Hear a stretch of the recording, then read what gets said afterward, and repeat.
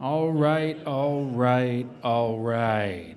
Now, this audience is a little bit older, more my age, so I may not have to do as many pop culture history references. But my introduction actually is Matthew McConaughey from Dazed and Confused. So if you've never heard that term before, I kind of suggest you go watch the movie, but actually, it's one of those things that's like all nostalgia. It's actually not as good as it was the first time any of us saw it. But it was Matthew McConaughey's first serious role. My name is Richard Bird. I currently function as the Chief Security Officer for a company named Traceable. And I'm not a product guy. I'm here to talk about API security. And it's really nice with an hour to do it. We can slow jam this thing a little bit. So we'll take our time. We'll have an opportunity for questions.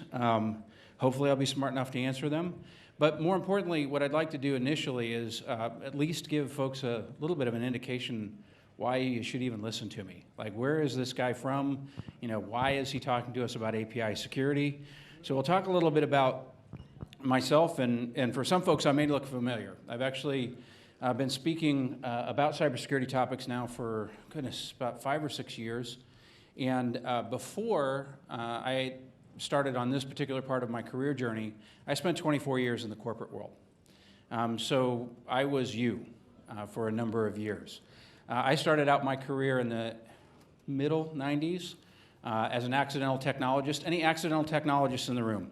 You don't have a MIS, CIS background, or there we go. Yeah, power to the liberal arts people. I appreciate it.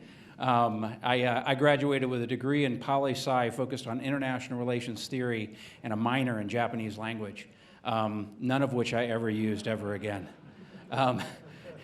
But I was in construction project management of all things, and I had somebody, a family acquaintance, invited me to a party. There was tequila in a freezer. He worked for a check payment processing company. He's still a mentor of mine, 27 years later, 28 years later, and he's the SVP of Professional Services for a company called FIS. And he looked at me and he said, you know, if you can project manage a new store Walmart opening, you can project manage a mainframe migration. Now, the only reason that story makes any sense is because I mentioned there was tequila at the beginning of that story. And I remind Jim of that all the time. But 20 plus years in the corporate world, my first phase of my career was in IT operations. Any banking folks in here? I said, yep. So middle office, back office. I'm so old that checks used to be paper and they used to get sent back to your house. And now they're digital images that show up on your phone. Like the first phases of that, ICPCS and IBM scanning and digital, those were one of the very first sets of projects that I did in IT operations when I started with a little company called Bank One. And unfortunately, 6 months later, it became JP Chase. So IT operations led me to a career as a CIO.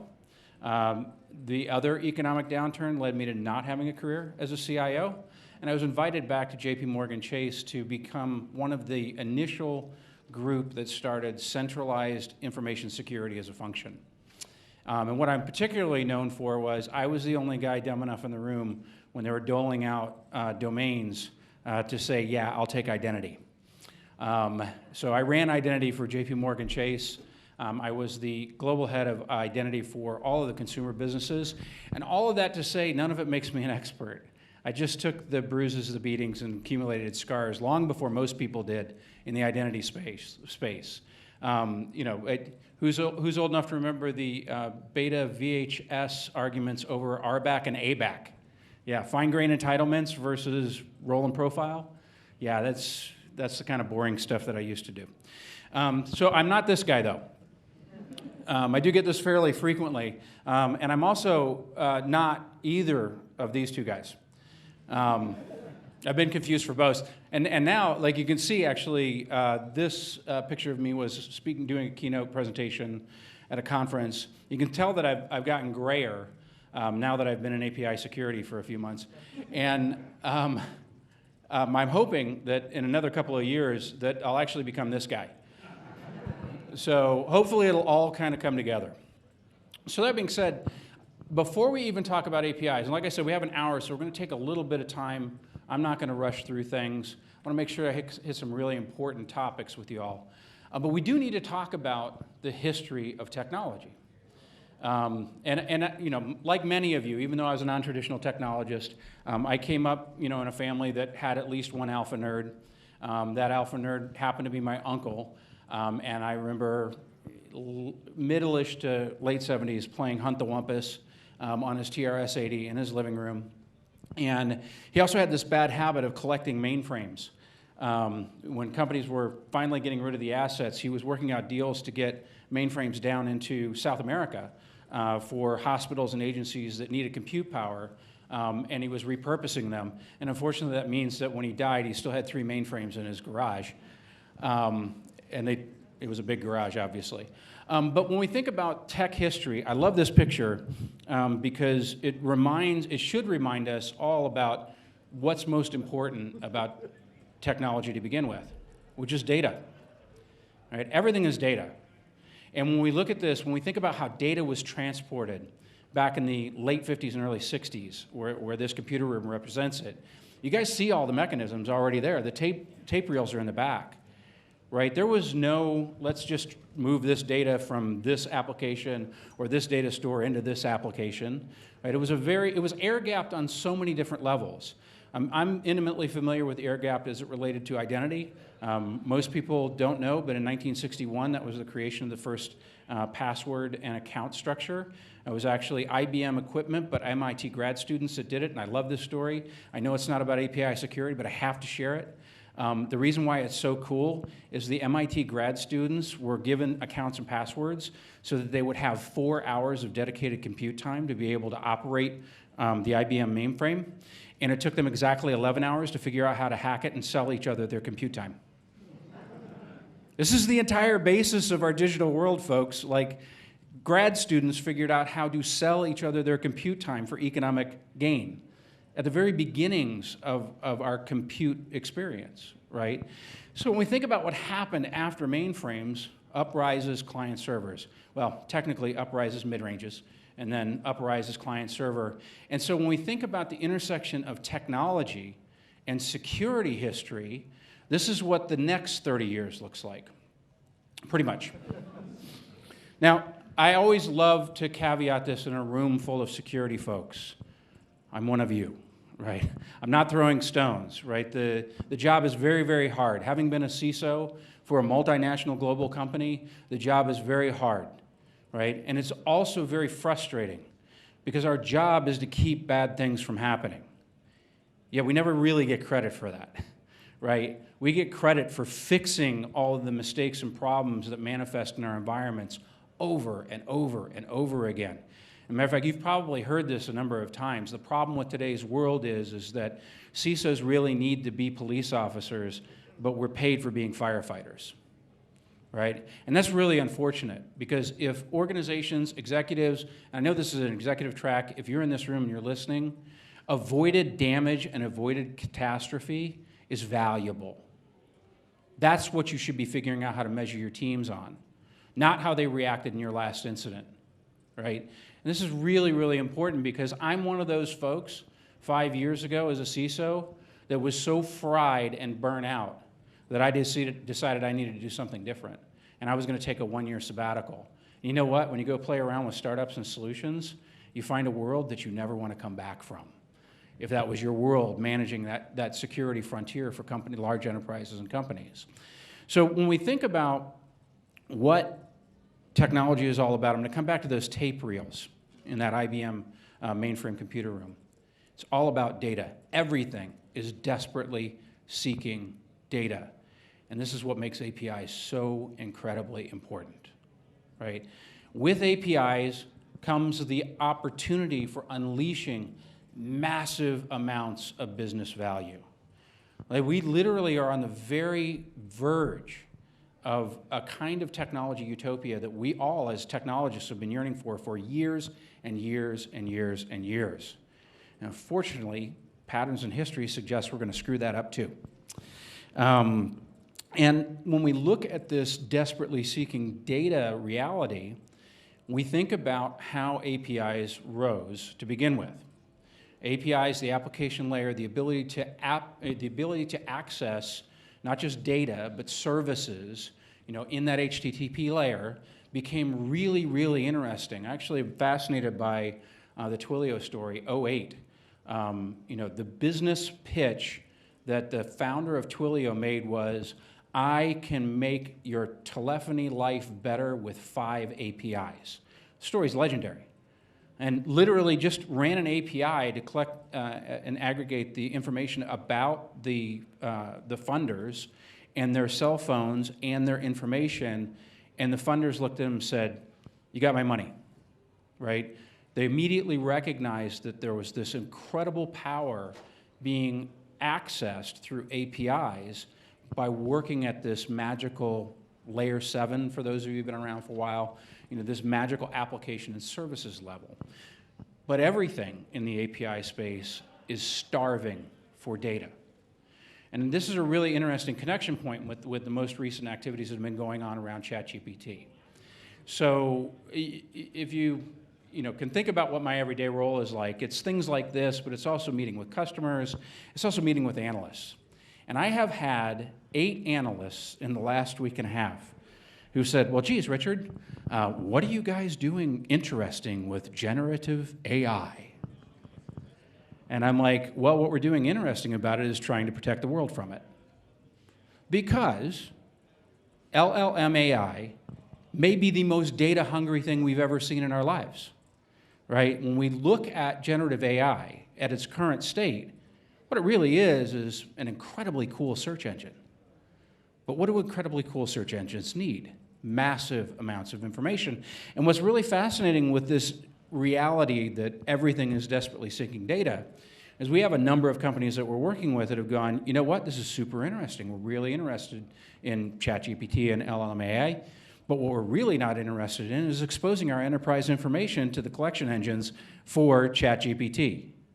So how do we keep that from happening? Well, shockingly enough, the way that ChatGPT and others access all of these data stores is via what? APIs. So now we literally have this conduit, this set of cabling that's now at the completely virtualized digital layer that can access massive amounts of information.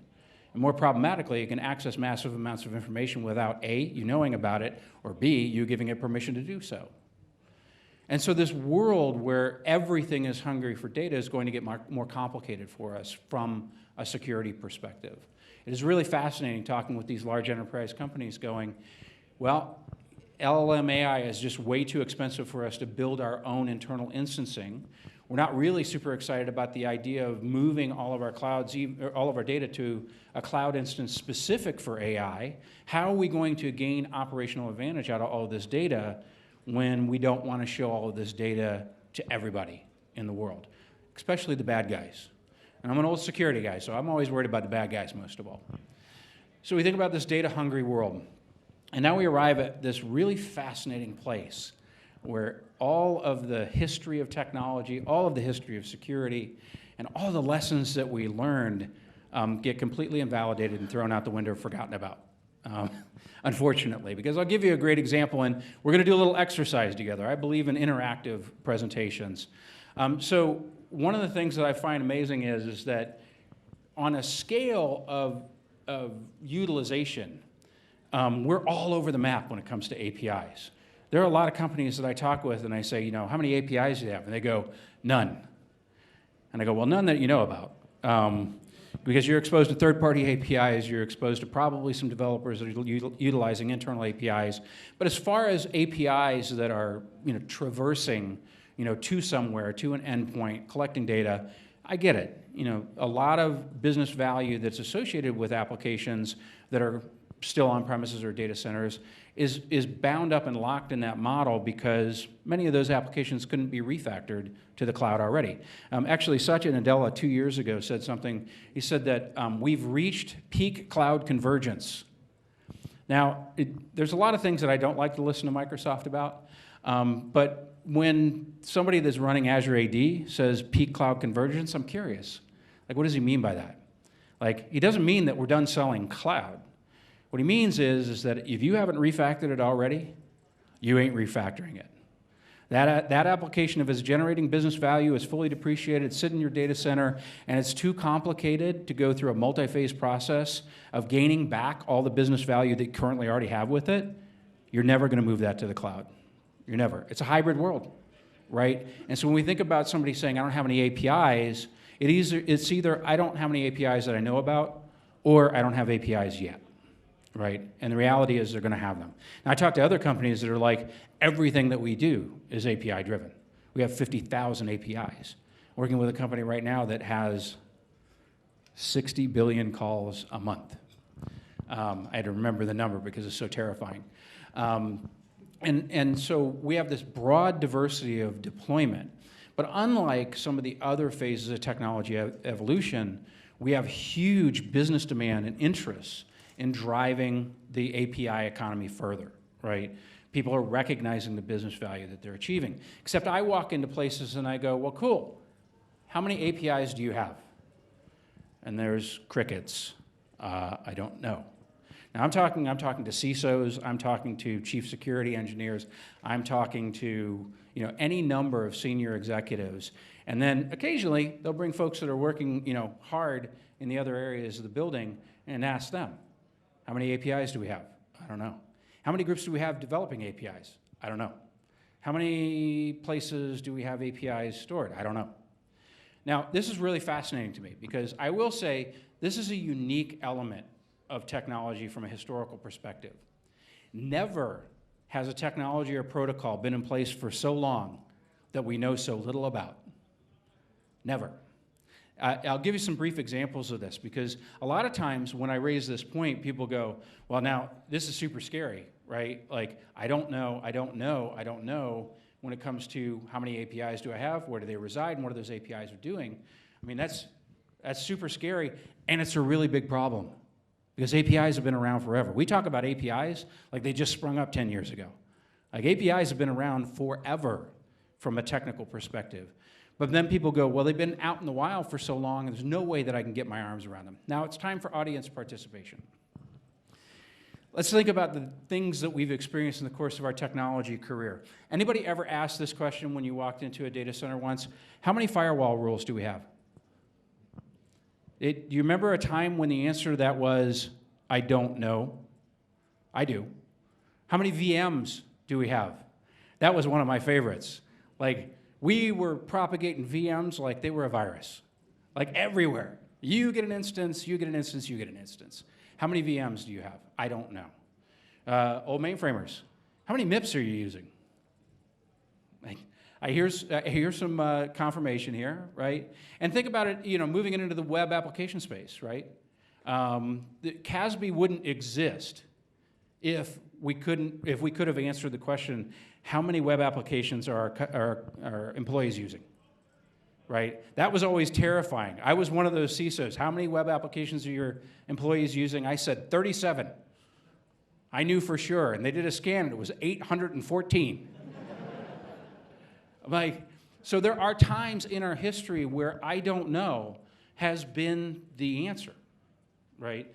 And those answers are not the same now. Like, I cannot imagine any situation. Every CFO is on top of your cloud spend. They absolutely know how many virtual machines and associated instances that you have because it costs money, right? So there are patterns that we can look back to say, oh, we've gone through this before. How many of you, went through the days of data classification? A few? Yeah. We never even finished that project, right? Like, we had tons of unknowns, and we decided to fixate on data classification on what we needed to from a risk standpoint, but we never really even finished that set of programs, right? So when we look at this, it does seem like a bold statement that I have all of these unknowns. And look, I've had CISOs that have looked at me and said, with a straight face, and I've been with this company for 8 months, with a straight face, they've looked at me and they said, I do not have an API problem. I have a gateway and I have a WAF. Well, if you've been around the block for a long time, here's two things that you know about gateways and WAFs. Gateways are routers, and WAFs, it's actually in the acronym. It's a firewall. I mean, the question that I asked those same CISOs is like, so when you guys were in a data center environment, you guys stopped at routers and firewalls, right? The answer to that is obviously no. But this is one of our challenges. We continuously ignore our mistakes, errors, unforced errors, our issues in the past when we are looking at new things. We go, well, I got a gateway and a WAF, and by the way, my vendors tell me the gateway and the WAF is the only thing that I need. Amazing. Imagine that. So this idea of all of these things that are unknown, I'm, again, old enough to once have held the title Chief Information Security Officer, Head of Information Security and Risk. Those were golden days, folks. When you got to grade your own paper because you were the head of risk and the head of security at the same time, I was an amazing CISO. But when we had these kind of dual functions back in the day, it meant that we actually had to understand both security and risk. And so from a risk perspective, an unknown exposure, unknown attack surface, unknown owners, unknown stores, unknown actors, that is completely in the land of inherent risk. This means that we are in a stage in technology evolution and history where we are doing the least amount possible to secure APIs, right? And we're starting to see some massive changes in this. In the last 8 months since I started, I've started to see a whole lot of folks getting super interested in APIs from a security standpoint. And we'll talk about that a bit because I've got some real-world examples of the damage that unmanaged, unmitigated, unsecured APIs can do. So, as we get into that, I've already kind of hammered this point home. We've seen this before. We've seen these patterns before. There is a difference that I think is always important to mention. The difference is speed and volume. And that's going to become very, very apparent when I talk about some of the exploits and breaches of the last 6 months. But the problem with APIs is that when they are breached or used for an exploit, the catastrophic consequences are exponential to what we have seen in the past. It's a little mind-blowing, right? It's a little scary. And you know what? I hear this all the time on the solutions side. We don't want to talk about fear, uncertainty, and doubt. I hope there's nobody in the room that will report this, but I don't know about you all, but if you're a CISO, you live in the land of fear, uncertainty, and doubt every single day, right? So it's really important to understand the real-world examples of the exploits that are happening so you can be righteously afraid enough to go do something about it. So with that being said, we'll knock past this bullet point. We keep not learning from our past mistakes. I do want to talk for just a second about hammers. And I know this is a little bit off the boat, hole in the boat subject, but I love to bring up the subject of hammers because I'm a pretty simple guy. Like, I actually grew up small town on Lake Erie. I was a charter fishing captain, guide's son, which means I was a charter fishing captain. I like to highlight the fact I am probably the only guy in cybersecurity that's been a CISO, or a CIO, and a federally licensed boat guide. So I get to hang on to that. But my dad taught me the power of storytelling. And storytelling helped me when I got into really difficult technical environments with technical problems that were hard for me to understand. Storytelling helped me from a standpoint of analogy and metaphor. And analogy and metaphor started to really help me in convincing my business colleagues to fund my technology and my security programs. Right? So when I think about a hammer, I think about a really interesting aspect of APIs that gives us a fighting chance that nobody ever really talks about. And that is that APIs are designed at the DNA level. In their code, APIs are designed to do a specific thing, just like a hammer. A hammer, a claw hammer specifically, a carpenter's claw hammer, was designed to do two things: drive nails and pull out nails, right? That's it. That's it, and it is extremely effective at that job. Think about APIs. APIs, whether they are APIs that are infrastructure as a service or microservices themselves, or APIs for data collect, or APIs for account creation on a consumer front end. They are all designed for a specific purpose, and the cool thing from an API security standpoint is we can divine that purpose because we can read and see and understand that code. We know what endpoints, what payloads, all that good stuff. Just like a hammer. Here's the problem, though. Anyone else got a feeling about what else a carpenter's hammer is effective at? Murder. Murder.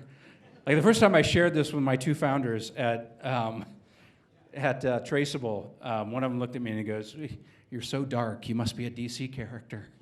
And I said, look, like, it's true. Like, nobody has ever intended a carpenter's hammer to be used as a murder weapon.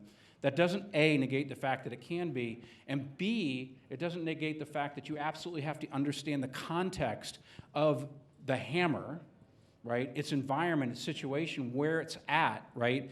If I see a hammer in my kitchen as opposed to in my garage, and I've been gone for a couple days on a business trip, the very first thing I do is ask my wife if she's okay, right? Is everything all right? Because there's a hammer in the kitchen, right? It's contextual, right? I hear this all the time. One of the funniest experiences I've ever had was sitting with a red team a couple months ago, and red team actually had API developers with them because we were actually trying to prove a point about developers do not know the difference between an abuse case and a use case, right? And this red teamer is sitting, literally next to the API developer, and about, 2 minutes into the hack that this red teamer is getting ready to execute, all of a sudden the API developer goes, "But wait, that's not what it's supposed to be used for." Which just does nothing but give a red teamer fuel, right? That was literally like throwing red meat right on the ground. But I have seen this dynamic with people in the DevOps space who frequently are like, but that's not what it's supposed to be used for. That's not what it's designed for. This is a massive problem with APIs. APIs are commonly used to do things they're not designed to do successfully. And we need to keep that into account when we think about the security aspects of APIs. Now, I'll get a little bit, more in the weeds here. Really, this is a discovery that I had a couple weeks ago as I was working with my product teams and everything, and I think it's really interesting. So when we think about history, and we think about the security layer model, and look, I'm conscious of the fact, there's people in here that are all about defense in depth. There's people in here that are all about zero trust. I get that.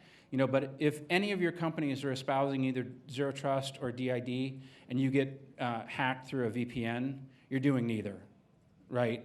You really aren't. You're doing a 1983 OSI 7 layer model.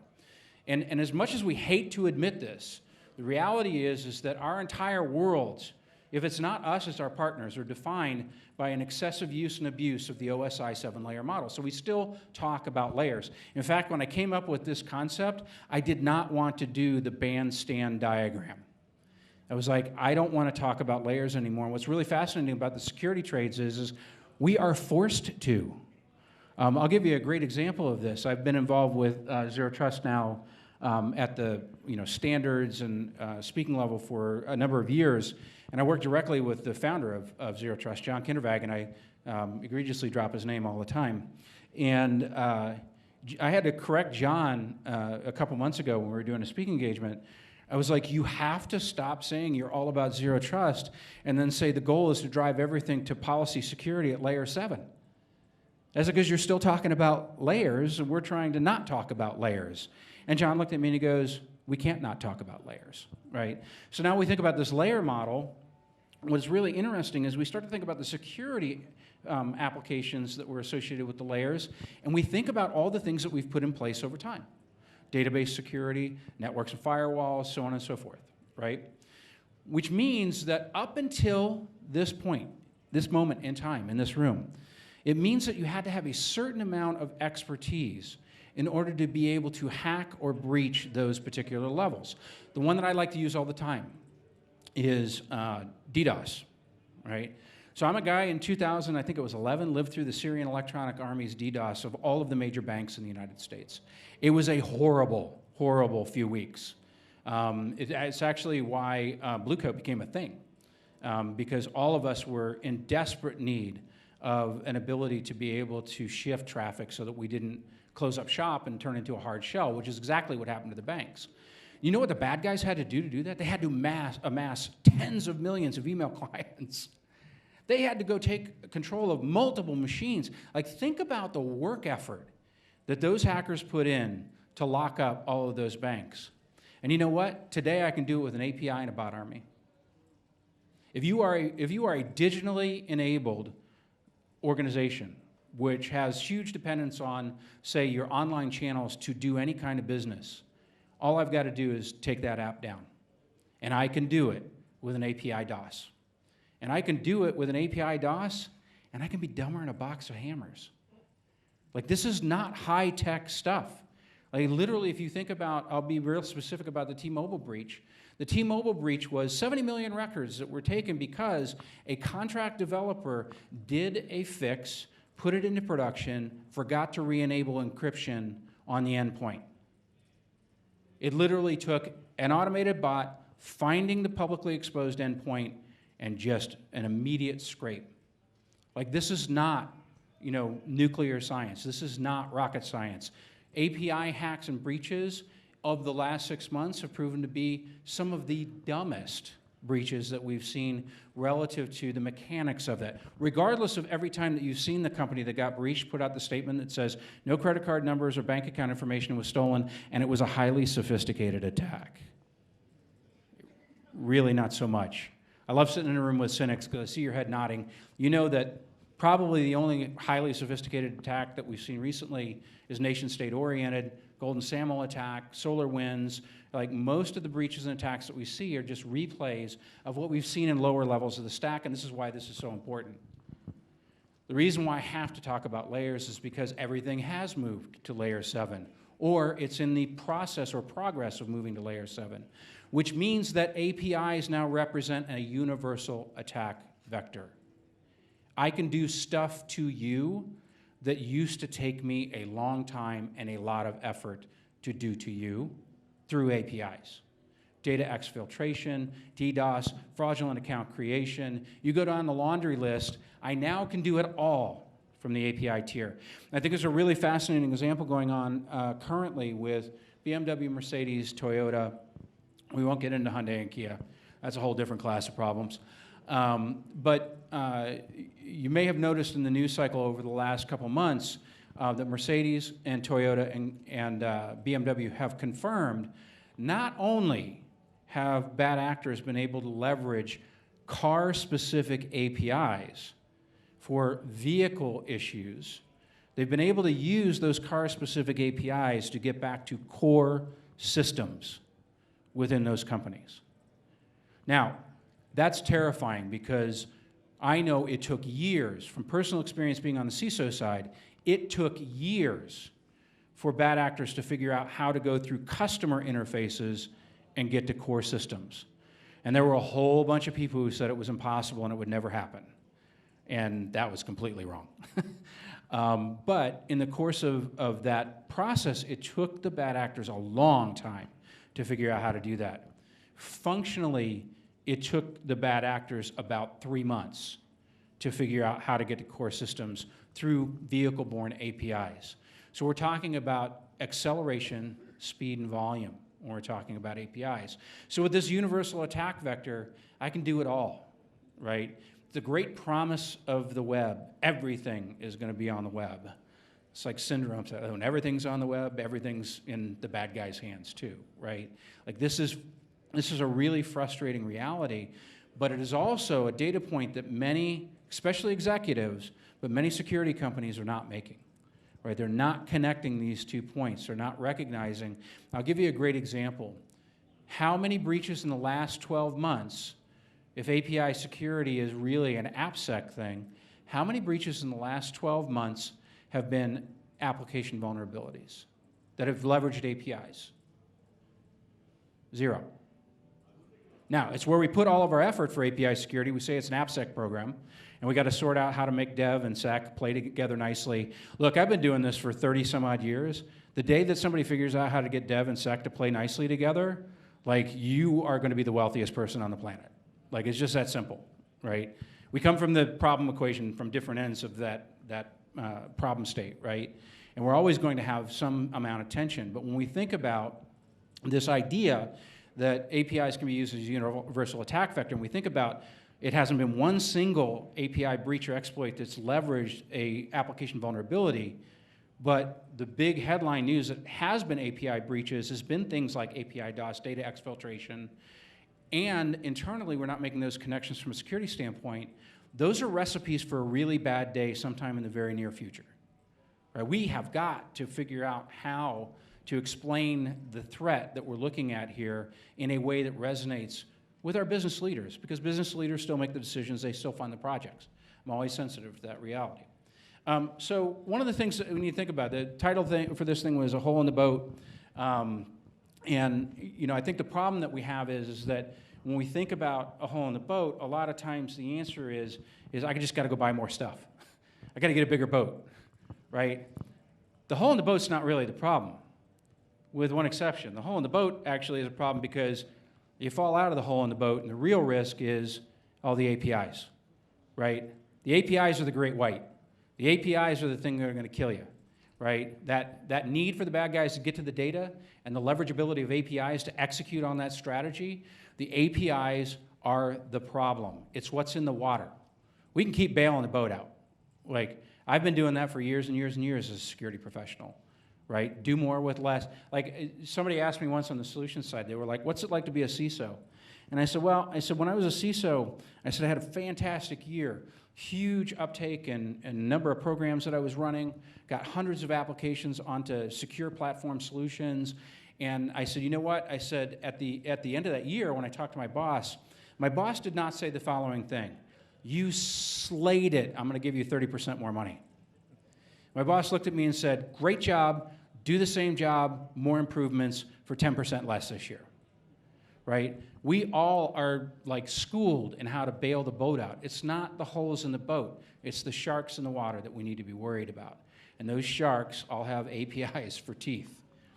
So API sprawl, let's talk about this for just a second, because at the very top of the discussion, I mentioned that one of our problems is the APIs have been out in the wild now for a number of years. Right? They've been around a long time. The real advent of the API economy, as it was written in a newspaper or white paper, was about 12 years ago.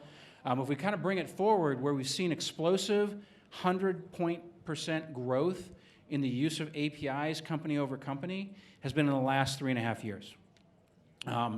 Because it's really interesting how these dynamics work out. Because of the nature of remote work, because of the nature of needing to be able to access data and services across applications and across any number of different environments, a ton of APIs were developed to be able to create those business outcomes. So API sprawl is a massive challenge right now. Like the whole, how do I get my arms around it? How many firewall rules do I have, right? But when we think about it from an operational perspective, mentioned half my career was in IT ops, sprawl is not a security problem until it becomes a security problem, right? Not knowing what you have is, security by ignorance and bliss, but knowing what you have gives you a fighting chance on the security side. But look, there's tons of people out there who have no idea how many APIs they have, and they haven't been hacked yet, right? But now we get back to speed and volume. Truth is that the highest probability is they will be, because these are super easy to access. So think about, okay, my first problem is I don't know how many I have. I need to figure that out, right? Security solutions exist today to do auto-cataloging and discovery from every type of collection point that you can possibly imagine. The other cool thing about this is that how long, somebody said this to me the other day, they said, well, one of the real problems with APIs is nobody documents their APIs. And I said, well, in 1997, I got into an argument with somebody because they didn't document or notate their mainframe code. Like, how is it, that many years later and we're still talking about documentation? Like, I'm sure every one of you has a huge lack of documentation and notation in your technology departments today, right? So when we think about that, we think about the auto-discovery capabilities that are available today in security solutions for API. They actually auto-populate the documentation, which is another bonus. This kind of goes back to, in order to have a fighting chance, you have to know the DNA of an API, and APIs are built for a specific purpose. So you can actually automatically generate all of the information that's been missing for those APIs with the security solutions that are available today. But let's talk a little bit about what kinds of holes in the boat, Captain. So these are real-world examples. I actually have a security threat and research team, and this is what they see every day. And I want to kind of cover these in some detail because I want you to understand the diversity of the risk and threat that you're facing with APIs.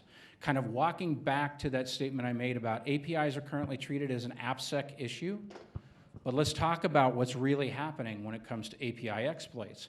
When we look at the transactional space, APIs are extremely problematic in the transactional space. Obviously, payment fraud is a no-brainer. Like, anytime a hacker can get, not just data but money, they're super excited.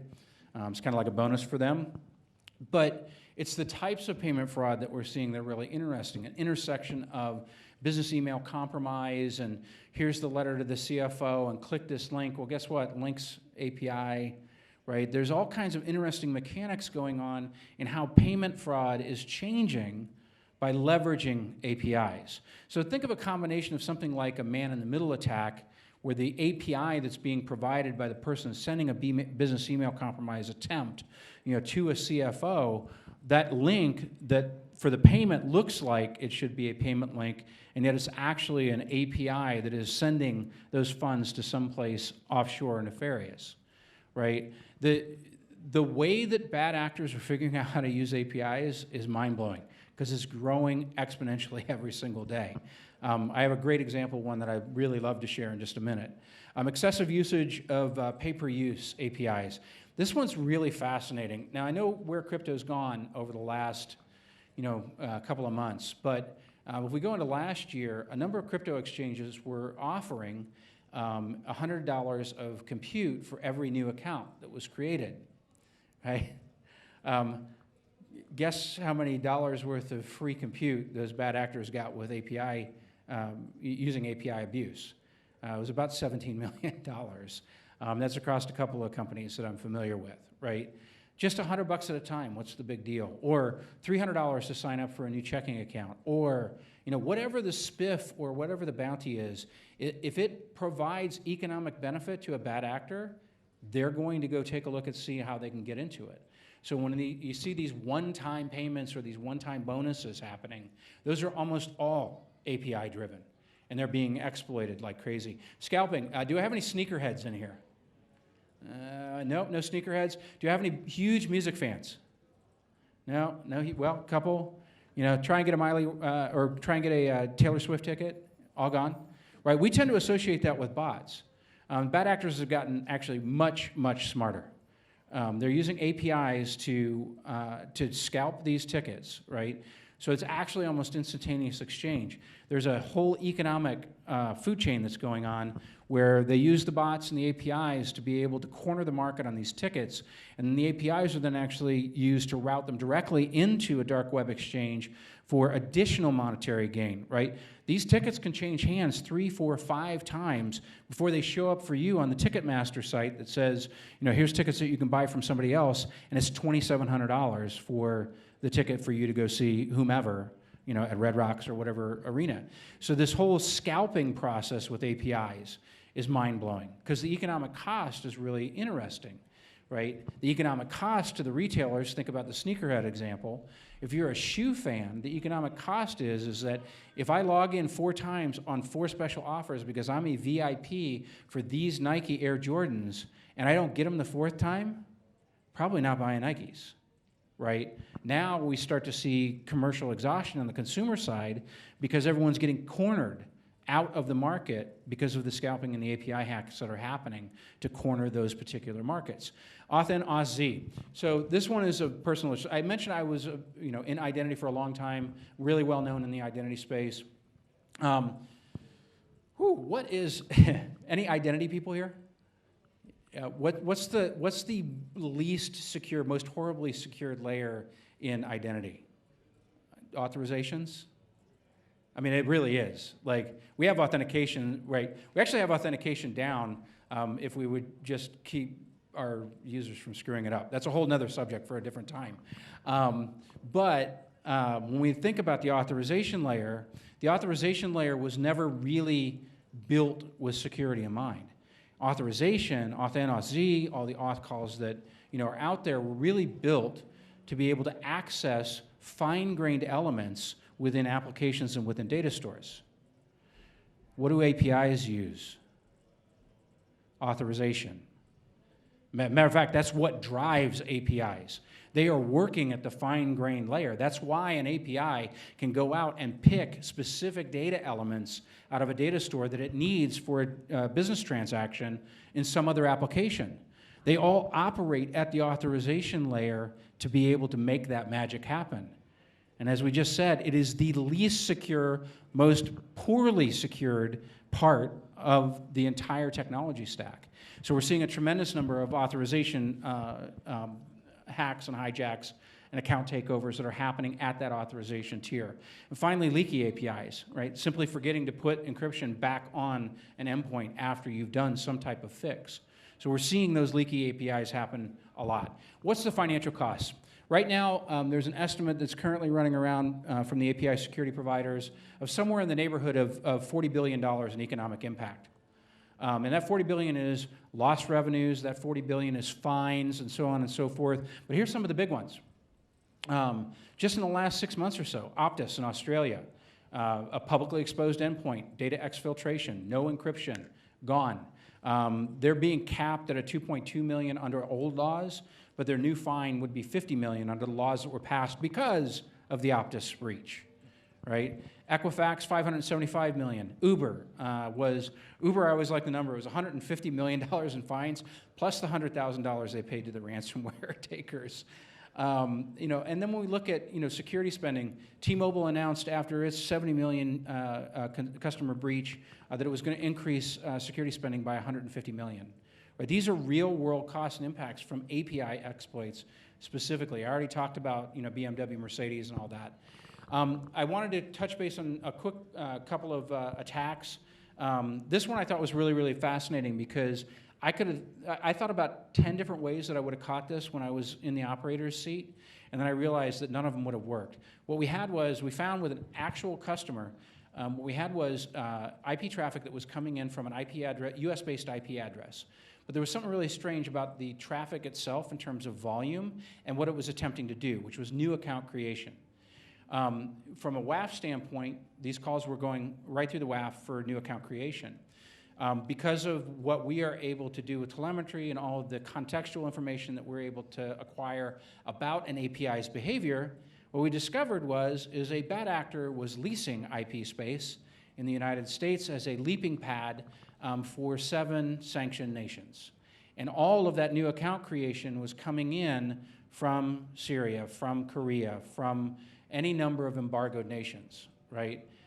Which obviously was extremely distressing to the customer in this equation because they also had regulatory exposure because now, the regulators can be very, very, tough with you and say, you should have known, right, that this was coming from sanctioned nations, which is why you don't get to sidestep the fine or the legal impacts of these types of breaches. Now, accidental posture change, we've already talked about it. Encryption was taken off, it wasn't put back on. One of the things is, okay, like how would you catch that, right? And we see unusual number of requests from a bot, API launch, exfiltrated data happens. You have to be able to fix that data leak, right, which is one thing that we would do immediately, but then you need to be able to do the trace. That's the meaning for the name. You need to be able to do the trace to walk back what actor, what location, what endpoint has been exfiltrating that data, so then you can take action and shut that down as well. Now, with that said, I mentioned context already. I'm coming up on time. I want to be conscious of that because I'm very, very thankful that you would spend close to an hour with me. I truly, truly appreciate it. But context, it's not enough to know what an API does. You have to know the Kipling method these days. Who, what, where, when, and why. Why does that API exist? What is it supposed to be accessing? When is it supposed to be accessing if it's time metric or heuristic based? And is it sticking to those behaviors? I'll go back to the hammer. A hammer is designed to do one thing, or 2 things actually. And if a API is designed to do a thing, what you really want to know is when it's not doing that thing, or when it's doing something that shouldn't be. And that requires a deep level of context that's really fundamentally going to change how we're doing security in total. Because I'll come back to the authorization piece. There is a possibility that APIs could deliver the kind of security that we've all been yearning for years and years. If it's a universal attack vector, it means it's also a universal protect surface. And it means we could do some really, really cool things if we don't make the mistakes that we've made in the past. This is just context. Obviously, we'll provide you guys with all the slides. That being said, I always try and be on time. I am a resource to the market. 50% of my job is being brand Richard Bird about cybersecurity and making the digital world safer for everybody else. 50% of my job is being the CSO for Traceable. If I can be a help in any possible way for whatever it is that you are trying to get accomplished, there's all my contact information. All you have to do is reach out. I came to this speaking engagement because Michael Getzman asked me, he goes, I know you speak on big platforms all around the world. Would you come to CypherCon? And I didn't hesitate. I said, absolutely. And the reason why I do 4 or 5 metro or regional events per year, where I'm off talking on platforms and news stations and all this other stuff all the time, the reason why I do it, and I hope you don't mind my profanity, is because in this room, this is where the shit gets done. I moved to Denver from Columbus, Ohio. I've been mid-market metro my whole life, and the people that are actually doing the work are the people that are in this room, not the people that go to RSA for a boondoggle, not the people that go to whatever high-end security conference there is. It's the people like you that are coming here, maybe paying for your own ticket, right? Or maybe just hoping that you'll have an opportunity to hear something a little bit different. I appreciate that you are doing that, and this is why I come to these types of events, because you are doing the work that matters. So I truly appreciate it. Thanks for your time, everybody. And I'll take questions either in the hall or up front.